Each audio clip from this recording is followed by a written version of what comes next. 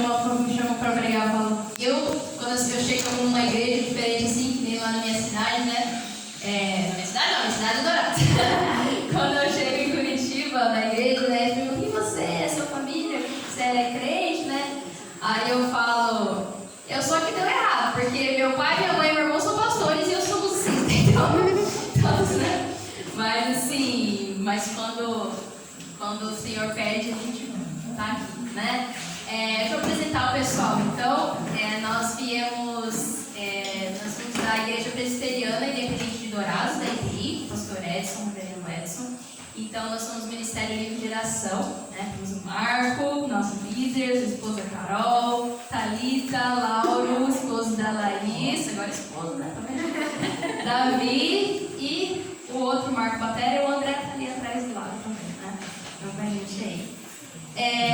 Eu queria que vocês abrissem a Bíblia lá no livro de Lucas, no capítulo 17.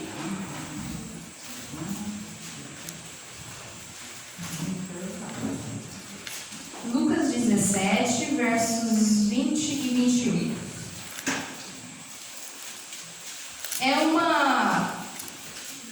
Um verso assim, dois versos que eu já tinha lido tantas vezes, aqueles versos conhecidos, né? Tantas vezes, mas era um dos textos que estavam que a banda estava meditando na semana passada, retrasada, eu acho. Mas quando eu li, imediatamente veio uma frase na minha cabeça. E isso é até uma dica pra gente, né? Que às vezes a gente fica assim, mas Deus não fala comigo. Eu nunca ouvi Deus falar nada. Vou te dar uma dica. Se você abre um dia um texto, e às vezes você lê e do nada já vem uma frase na sua cabeça, foi o Senhor que te falou. Porque você não teve tempo de pensar naquilo, né? Você não teve tempo. Então foi isso que aconteceu. Quando eu li esses dois versos, na hora já veio uma frase, né? E diz assim, então, Lucas 17, verso 20 e 21. Fala assim: indagado pelos fariseus sobre quando viria o reino de Deus, Jesus lhe respondeu: o reino de Deus não vem com visível aparência. Nem dirão, ele está aqui, ou lá está ele, porque o reino de Deus está entre vocês. E quando eu não tinha nem terminado de ler ainda, esse verso 21, o Senhor falou ao meu coração: o reino não vem, o reino acontece. E as pessoas estavam esperando, né? Quando que vem? Quando que vem? Quando que vem? Jesus falou: não vem, já está aqui, já está acontecendo, né? E eu fui pesquisar, assim, para entender o contexto daquela época, né? Entender vamos se localizar no que está acontecendo aqui, né? Então, assim, lá, se você não precisa abrir aí, né? Mas todos esses livros aqui, os juniores estão aprendendo os livros antigos, né? Os livros ali do Antigo Testamento. Digamos ali até Malaquias, ali no final, né? Assim, tem um espaço de uns 400 anos entre os livros aqui do começo da Bíblia e os livros agora que a gente está lendo, em Lucas. Então, é muito tempo. E lá, nesses 400 anos antes, haviam promessas, né? E as promessas eram assim: olha, um dia vai vir o Messias, um dia vai vir o Messias, um dia vai vir um rei, que ele vai salvar a gente, um dia vai vir, um dia vai vir. Passaram 400 anos e ele ainda estava esperando. E aí Jesus veio. Só que o que acontece? Esses caras aqui, os fariseus, eles ainda não perceberam. Então por isso que eles ainda estavam: mas quando que vem? Quando que vem? E Jesus já estava ali, né? Tem aquela frase que a gente fala assim: as pessoas veem o que elas querem ver, né? E eu acho que foi isso que aconteceu com Jesus. Eles não queriam ver o Messias, eles queriam ver um rei todo com um cetro e andando nos lugares. E tinha os milagres acontecendo, eles não queriam ver milagres, eles queriam ver uma pessoa, né? Um rei, sim. E então esse era o contexto. Esses caras chegaram: cadê esse rei quando que vem? Jesus fala: eu estou aqui, né? Só que Jesus fala assim, não da forma visível. Ou seja, Jesus estava falando, não é a pessoa eu, não é a carne eu.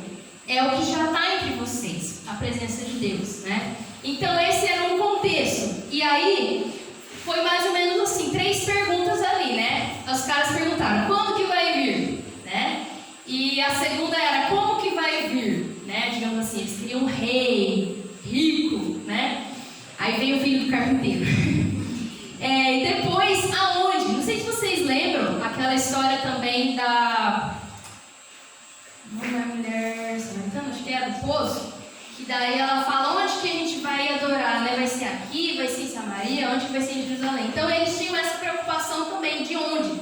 Tá, vai vir quando vem. Como vem e onde? Onde que ele vai estar, onde que a gente vai ter que ir adorar, né? E é outra coisa que Jesus foi meio oposto ali, né? Porque eles queriam, além do rei todo pomposo, né? Eles queriam o rei que vivesse nas sinagogas, que vivesse com os mestres, com os sacerdotes, com eles fariseus. Aí chega o filho do carpinteiro, que fica com os pescadores pobres, vai comer na casa de pecadores também, né? Então, assim, totalmente o oposto. Mas, enfim, esse era o contexto deles. E aí, se a gente for pensar nisso hoje, está bem diferente do que a gente vive hoje. Porque nós estamos há 2000 anos depois, Jesus já veio, Jesus já voltou, já prometeu que vai vir de novo, né? Não tem fariseus, assim, não no nome, assim, fariseus, né? A gente não tem aqui. Então, assim, como que eu vou entender esse texto no que a gente está vivendo hoje? Senão fica só uma história. Isso aqui aconteceu lá, né? Não acontece hoje. E eu vim aqui rapidamente trazer, eu pensei comigo, né? Eu não vim trazer respostas, eu vim trazer mais perguntas. Porque eu acho que a gente sempre fica procurando, né, resposta para as nossas perguntas. E o que eu queria propor hoje é uma mudança nas suas perguntas, não respostas, tá? E essa primeira pergunta que eles fazem ali, né? Quando vai vir o reino de Deus? Será? Eu vou dizer uma frase aqui, não precisa olhar para quem está do teu lado. Geralmente você já olha e já dá um cutucão, né? Não olha para ninguém. Quem aqui já não disse aquela frase? Nossa, mas quando que Deus vai começar a fazer alguma coisa? Quando que Deus vai agir? Quando que Deus vai mudar essa pessoa? Quando que Deus vai fazer alguma coisa no meu ministério? Quando que Deus vai fazer alguma coisa no meu cônjuge? Enfim, quando Deus vai começar a agir? Né? Que era o que os fariseus estavam falando. E, na verdade, eu quero propor uma mudança nessa pergunta. Não perguntar quando Deus vai começar a agir, mas quando que eu vou começar a manifestar o que habita em mim. Porque é como Jesus disse ali, não vem, já está em vocês. Então, às vezes, a gente fica esperando, não, o milagre tem que vir, o poder de Deus tem que vir, mas o poder já habita dentro de mim, o poder já habita dentro de você. Então, a pergunta não é quando que Deus vai começar a agir, é quando nós vamos começar a agir, quando nós vamos começar a manifestar o que tem dentro da gente. E eu quero que você abra lá em Romanos 8:11.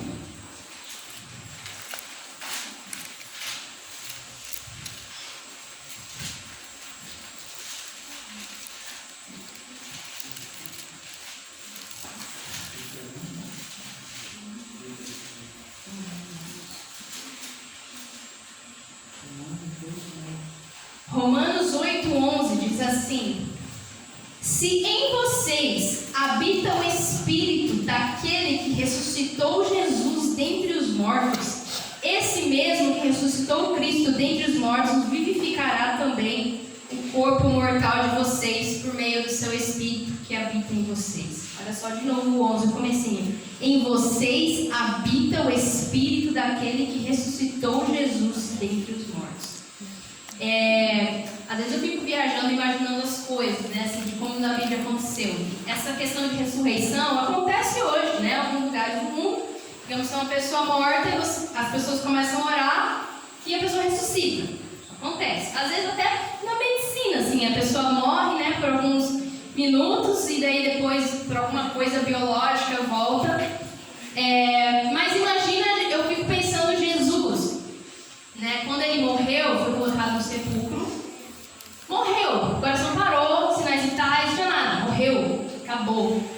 E é uma coisa impossível, né? Da onde que ele abriu o olho sozinho? Não foi ninguém lá orar por Jesus. Não foram os discípulos do sepulcro, Jesus ressuscita, ressuscita, ressuscita. Não.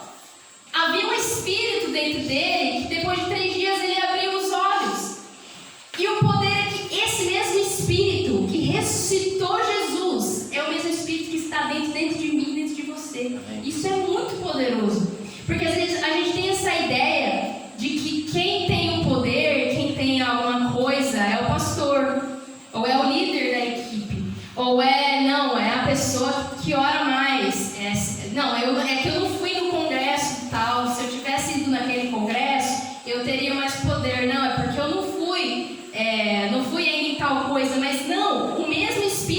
Santo, desse mesmo poder que habita dentro de mim, habita dentro de todo mundo, de todos nós que aceitamos Jesus como nosso Senhor e Salvador, né? Então a gente não tem essa de quando que Deus vai começar a fazer alguma coisa. Não, o Espírito já está dentro da gente. Todo esse poder de transformação já está dentro da gente para mudar a nossa sociedade, mudar a nossa família. Então a pergunta é, quando que nós vamos começar a fazer alguma coisa sobre isso? E aí também aquela mudança assim que Jesus fala, né? Que ele não vem de forma visível. Ele já está entre vocês. E aí a gente fica também, além da gente não agir, a gente fica pensando como que Deus vai fazer, né? A gente fica, nossa, fico pensando como que Deus vai mudar a vida daquela pessoa. Fico pensando como que isso vai acontecer. E vamos mudar essa pergunta. A pergunta vai ser, como que eu vou manifestar o reino? Como que eu vou manifestar esse poder que está dentro de mim, né? E vou contar dois exemplos aqui que aconteceu comigo, bem mais passado, acho que 2014, por aí, quando eu estava trabalhando em Dourados, numa escola de inglês, tinha eu sou professora de inglês, e uma das minhas alunas estava se cortando, estava com depressão, uma aluna inteligentíssima, de repente começou a faltar, e aí a gente não queria que ela perdesse o semestre, né? A diretora falou comigo, falou, olha, Julie, vamos fazer umas aulas extras para ela não perder, ela está fazendo terapia e tal. Falei, vamos, porque eu tinha muito carinho por essa aluna, e aí foi meio que uma coisa interessante, né? Mas tipo assim, totalmente nada cristã, né? Não falaram assim pra mim, Julie, leva ela pra sua igreja e faz uma oração por ela. Fala, Julie, dá aula pra ela. Foram isso que me falaram. E eu falei, beleza, é uma grande responsabilidade, né? E aí eu entrava na sala de aula, eu chegava uns 30 minutos antes, e eu orava naquele lugar. Eu orava todas as paredes, eu falava, Deus, agora vem o espírito de alegria, e todo espírito de morte vai embora. E fui orando.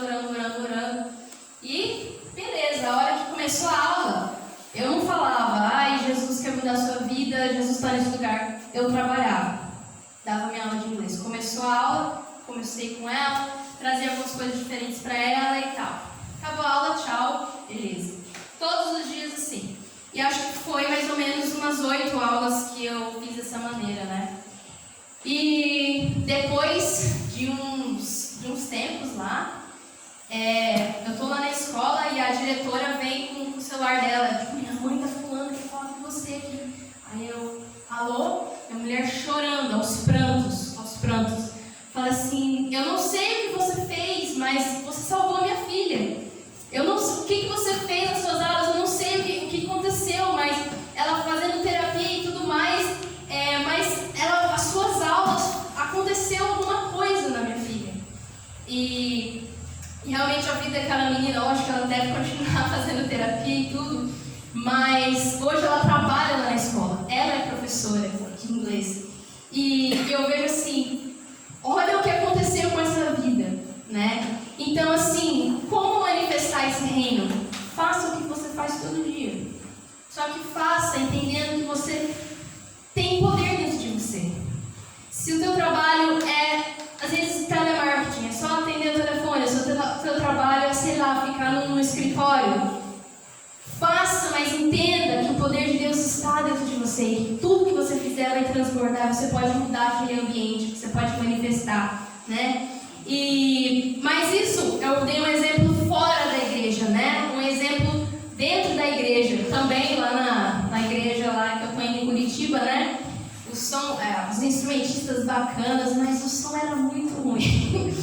Eu sentava lá e um som que o guitarrista estava solando, o guitarrista é aquele que fica, né? Solando, e nas caixas mudo, não dava para ouvir nada. E eu falei, cara, esse som é muito ruim, eu não vou conseguir ficar nessa igreja, porque o som é muito ruim. E eu falei assim, eu fiquei bem, quase para sair mesmo, assim, eu não era membro ainda. Mas era pesado para mim isso, porque é muito importante para mim a música da igreja, né? E eu falava, Deus, eu não vou aguentar, eu não vou ficar nessa igreja, porque esse som não dá para mim não, todo domingo isso aqui. E aí, do nada, um dia eu falei, não, eu posso ir lá. Se eu tô para entrar nessa igreja, eu entendo som, por que eu não me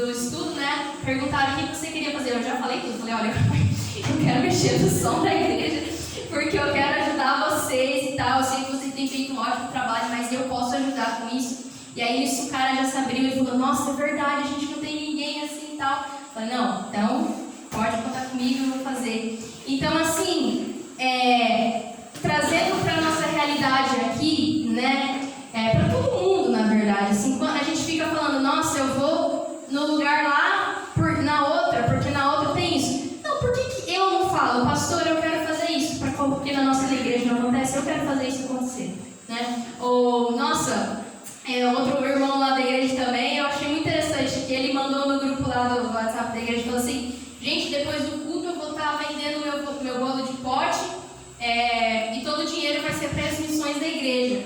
Eu falei, olha que legal, porque ele é padeiro, ele poderia fazer uma cantina, mas ele falou, não, eu vou fazer os meus bolos e eu vou vender na igreja, o dinheiro lá já vai ser para a igreja.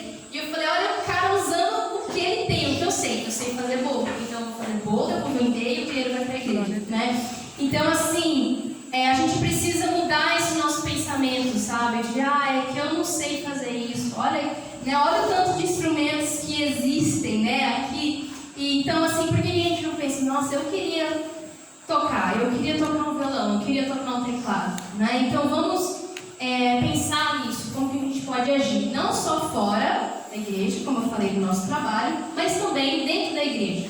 Só pensar com você, o que você sabe fazer que você pode usar para o reino, tá? E a terceira pergunta que Jesus fala, né, ele está entre vocês, que seria onde que está o reino? E essa eu não tenho uma sugestão de pergunta. Para essa a gente tem que cancelar essa pergunta. A gente não tem que falar onde está o reino, a gente tem que entender que o reino já está em nós. Assim como disse em Romanos 8:11, o mesmo Espírito que ressuscitou Jesus está dentro de você, né? E só que assim, apesar de eu ter falado tudo isso, né, de que a gente tem que manifestar Deus e a gente tem que manifestar o reino e a gente tem que buscar isso, eu queria que você saísse daqui com coisas práticas, o que você pode fazer começando essa semana, né? E em 1 Coríntios 13, dos versos 4 a 7, eu vou ler meio por cima assim, mas se alguém quiser abrir, pode abrir, eu não vou ler ele todo. Mas assim, sempre que a gente lê esse texto, é sempre em casamento, né? O amor é paciente, o amor é bondoso, o amor é todas as coisas. E aí essa semana passada, eu estava meditando, eu falei, cara, não tem nada a ver com casamento isso aqui. Pela primeira vez na vida, eu percebi o que vinha antes e o que vinha depois. Eu falei, peraí, o 12 está falando de dons espirituais, unidade da igreja, o 14 está falando de profecias, e não é aqui que Paulo fala sobre casamento. Então esse texto sobre o amor, ele está falando para a igreja, né? Então, a minha primeira dica para você, se você está entendendo o que eu estou te falando hoje, de manifestar, de mudar as coisas ao seu redor, só ame. Se você amar o que você faz, se você amar as pessoas que estão à sua volta, você já está manifestando o reino. Você já está manifestando o reino. Uma história bem curta também, quando eu trabalhei no acampamento, e eu fui conselheira eu era tipo uma líder assim, de umas 5 meninas, e eu tinha que meio que ficar de babá delas uma semana assim. E aí, eles recebiam uma folha assim, e tinha lá um quadradinho que falava, o que você quer perguntar para sua líder? O que é bem complicado, se você dá esses papéis para os adolescentes, né? Mas enfim, aí eu peguei esses papéis e fui lendo. A maioria era, não tem pergunta, não tem pergunta, não tem pergunta. E tem uma pergunta que era assim, eu quero saber o que Deus pensa, logo no primeiro dia de líder, né? Eu quero saber o que Deus pensa da comunidade LGBT. Eu falei, Jesus, amado. Primeira pergunta que eu tenho que responder como líder é essa, né? Eu falei, meu Deus, o que eu falo para essa mulher agora? Aí eu sei que eu peguei minha Bíblia, um dia eu falei, eu vou falar, então. Aí eu peguei e comecei a anotar um monte de texto. Gênesis 1, Gênesis 2, eu sei o quê, porque o homem, a mulher, fui fazendo um monte de coisa. E eu fiz aquele esboço assim, E aí Deus falou, não é isso não. Aí eu falei, ai Jesus, o que eu vou fazer? E aí todo dia ela me lembrava, ela falava, eu quero saber a resposta para a minha pergunta. Aí eu falei, tô fazendo. Tô fazendo a resposta. Já te respondo. E passou a segunda e a terça e eu fazia rascunho, eu não conseguia responder. E eu falei, Espírito Santo, eu não sei o que dizer. Assim, eu estou sentindo que não é isso. Não era que eu sabia, aquela era a resposta, mas eu sentia que não era aquilo que eu tinha que falar para ela. E aí no sábado, no penúltimo dia, a gente estava falando sobre salvação, falando sobre cruz, né? E aí na hora, assim, eu vomitei a informação, assim, foi muito do Espírito Santo, né? Eu estava falando sobre o amor de Jesus, sobre o sacrifício dele. E eu peguei e falei, e para quem me fez aquela pergunta, eu quero dizer que a Bíblia me diz que que Deus ama todas as pessoas. É isso. O Senhor ama as pessoas. Ele não ama o pecado. Ele não quer que a gente viva nessa vida de pecado. Mas Ele ama todas as pessoas. Ele quer que todos se aproximem dele. Esperei uma reação. Não tive nenhuma. Continuei. Né? Não tive nenhuma reação. Tá, continuei. No último dia tem um abraço geral. Quando a gente podia se abraçar geralzão assim, né? E aí, a hora que eu abracei aquelas meninas, aquela que tinha me feito a pergunta estava soluçando de chorar. Ela chorava, assim, que ela nunca vi um choro tão feio na minha vida. Aquele coisa assim, ela chorava. E eu fiquei preocupada, né? Aí eu paguei, abracei ela assim, né? Falei, nem lembro o nome dela agora. Falei, Bruna, tá tudo bem? O que aconteceu? Aí ela chorando, ela falou uma frase que eu nunca esqueci na minha vida. Ela falou assim, eu não estava esperando ser amada. E eu fui amada. Glória a Deus. Porque todo mundo me falou, porque ela é bissexual, né? Falou pra mim depois. Mas ela falou assim, todo mundo me falou que eu não ia ser amada aqui. Que eu não ia ser aceita. Mas quando você me amou, eu não estava esperando ser amada. Isso foi uma coisa que me marcou assim profundamente o resto da minha vida. Por isso que eu falo, se a gente conseguir amar, e nem porque eu estou indo longe, né? Uma pessoa assim diferente, mas se você conseguir amar aqueles que são da sua casa, como a Bíblia pede para amar, com esse amor que é paciente, bondoso, não arde ciúmes, não se envandece, não é orgulhoso. Se você conseguir amar as pessoas do seu trabalho dessa maneira, se você conseguir amar as pessoas da sua escola dessa maneira, você já manifesta o reino. Só amando, né?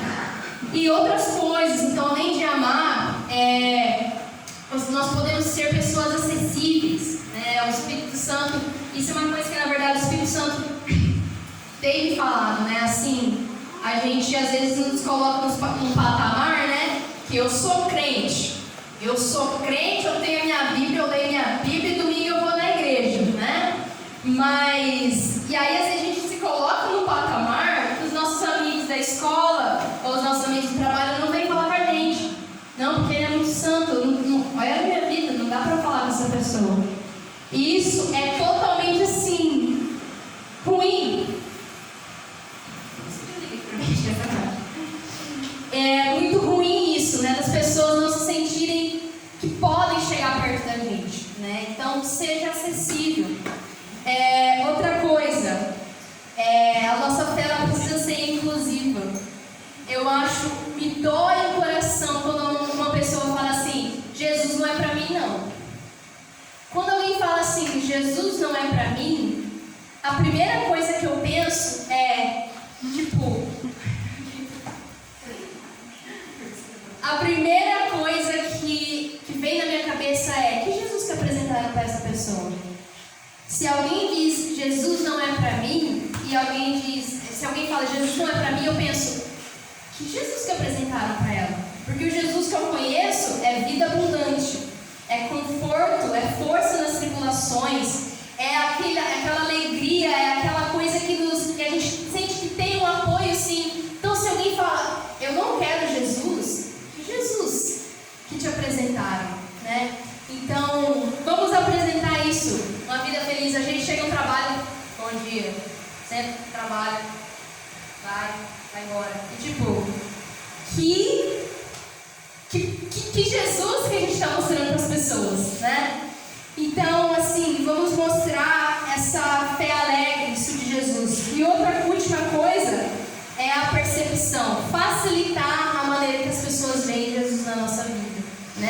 eu penso assim, a gente não pode pegar Deus e aumentar o tamanho dele. Acho que é bateria?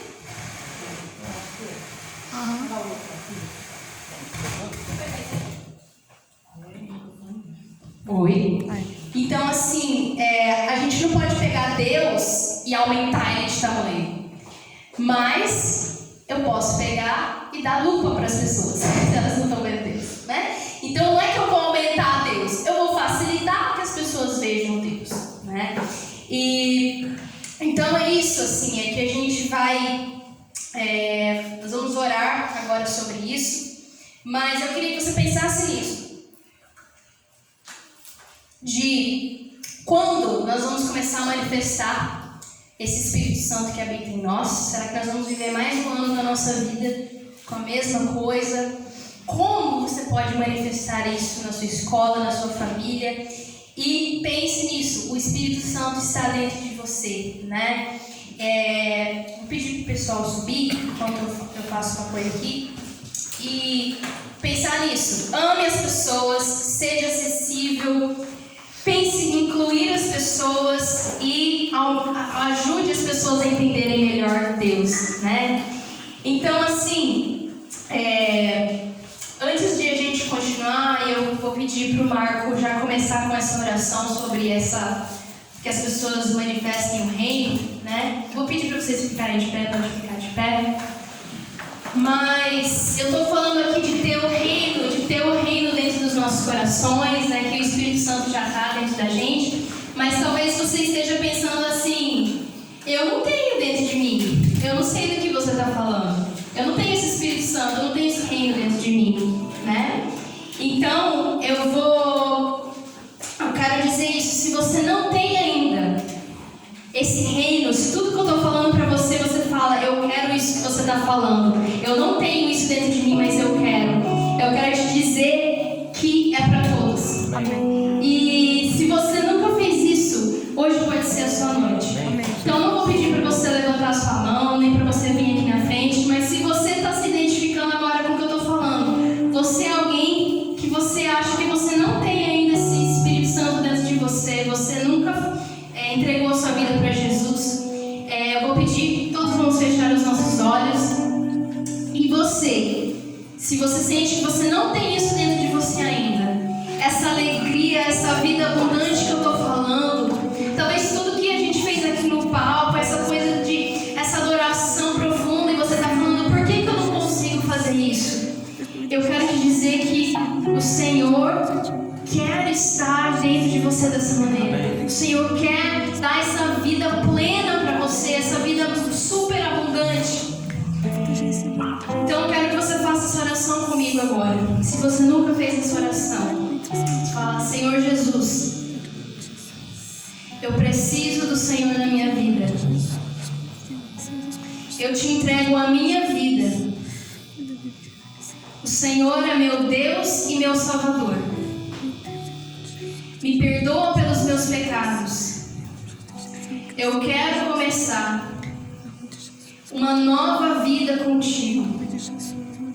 Eu quero essa vida abundante. Eu quero essa vida plena. Em nome de Jesus. Amém. E agora, enquanto nós cantamos, antes da gente começar a cantar, o Marco vai orar sobre isso. Então, se você, agora outro grupo de pessoas, né? Se você já tem o Espírito Santo, você já, digamos, conhece a Jesus há algum tempo, mas você fala, eu